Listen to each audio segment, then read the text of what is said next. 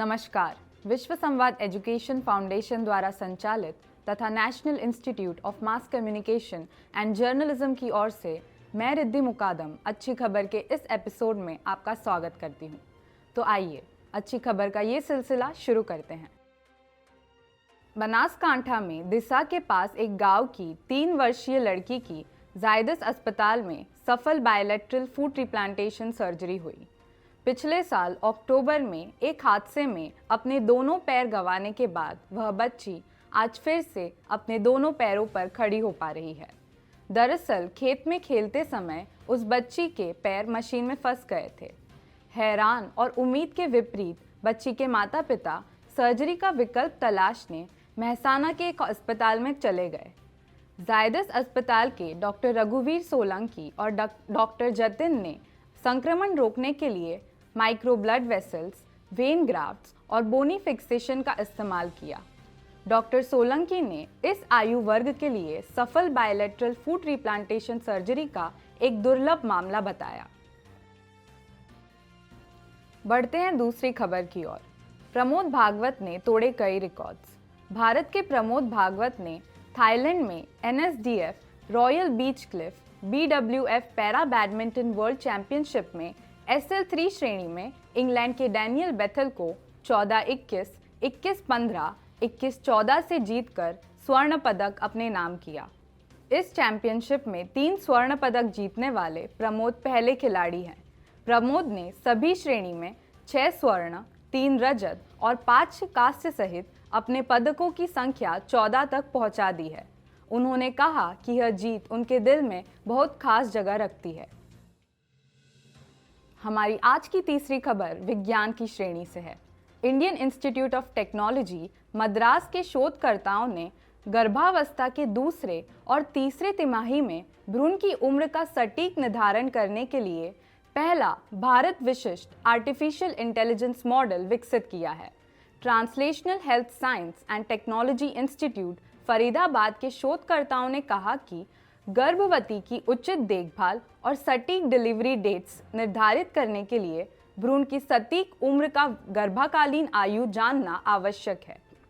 गर्भिणी GA2 कहा जाने वाला यह भारतीय जनसंख्या डेटा का उपयोग करके विकसित किया गया पहला 3rd ट्राइसेमेस्टर GA एस्टिमेशन मॉडल है। बढ़ते हैं आगे। चांद और सूरज के बाद भारत एक बार फिर अंतरिक्ष पर इतिहास रचने को तैयार है।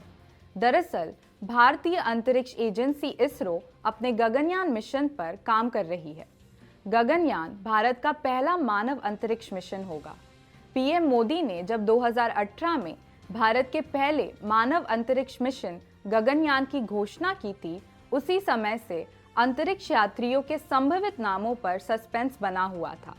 आज वह सस्पेंस से पर्दा उठ गया है। इनके नाम हैं प्रशांत बालकृष्ण नायर, अंगद प्रताप, अजीत कृष्णन और विंग कमांडर शुभांशु शुक्ला। बढ़ते हैं अगली अच्छी खबर की ओर। प्रधानमंत्री नरेंद्र मोदी ने रविवार को गुजरात के राजकोट में एम्स का लोकार्पण किया। ये गुजरात का पहला एम्स है। PM ने पूरे देश में 48,000 करोड़ रुपये की परियोजनाओं का अनावरण किया, जिनमें से 35,700 करोड़ रुपये की परियोजनाएं गुजरात की थी। प्रधानमंत्री ने 2 दिवसीय गुजरात दौरे पर AIIMS Kalyani, AIIMS Mangalagiri, AIIMS Bathinda और एम्स रायबरेली का भी लोकार्पण किया। प्रधानमंत्री ने कहा कि भारत को $3 ट्रिलियन US इकोनॉमी बनने की राह में एम्स जैसे स्वास्थ्य केंद्रों की आकांक्षा करनी चाहिए। इसी के साथ मैं आपसे अनुमति चाहती हूँ और रश्मि से अनुरोध करती हूँ कि अच्छी खबरों का ये सिलसिला आगे जारी रखें। धन्यवाद रिद्धि। आइए बढ़ते हैं अगली खबर की ओर। श्री स्वामीनारायण गुरुकुल के 400 छात्रों ने अंतिम माघ स्नान में भाग लिया, जो प्राचीन ग्रंथों के अनुसार सर्दियों के महीनों के दौरान ठंडे स्नान के 1 महीने तक चलने वाली परंपरा है। ये अनुष्ठान माघ महीने के अंत और वसंत की शुरुआत का प्रतीक है। चलिए बढ़ते हैं दूसरी खबर की ओर। PM मोदी ने मन की बात के दौरान बिहार में हसिया पर मौजूद मुशहर समुदाय पर प्रकाश डाला। उन्होंने मुशहर बच्चों को शिक्षित करने और उनमें से 8,000 को स्कूल में दाखिला दिलाने के प्रयासों के लिए भीम सिंह भावेश की प्रशंसा की। भीम सिंह भावेश ने एक पुस्तकालय की स्थापना की और चिकित्सा शिविरों का आयोजन किया। जिससे शिक्षा और स्वास्थ्य देखभाल तक पहुंचने में सुधार हुआ।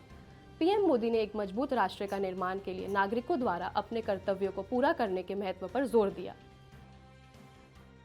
आगे बढ़ते हुए लोकसभा चुनाव से पहले पीएम मोदी के आखिरी मन की बात में आगामी चुनाव और मार्च में कोड ऑफ कंडक्ट शुरू होने की संभावना पर बात हुई थी। राजनीतिक मर्यादा के कारण ये शो 3 महीने तक प्रसारित नहीं होगी।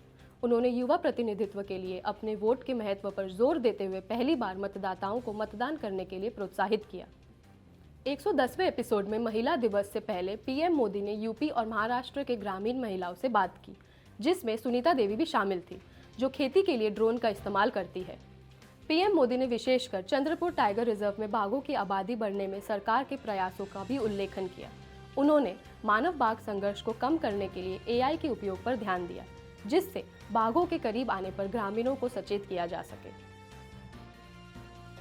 रिलायंस और डिज्नी के बीच महीनों के बातचीत के बाद नीता अंबानी रिलायंस इंडस्ट्रीज लिमिटेड और वोल्ट डिज्नी के विलय वाले भारतीय मीडिया संपत्तियों के बोर्ड की अध्यक्षता कराने के लिए तैयार है।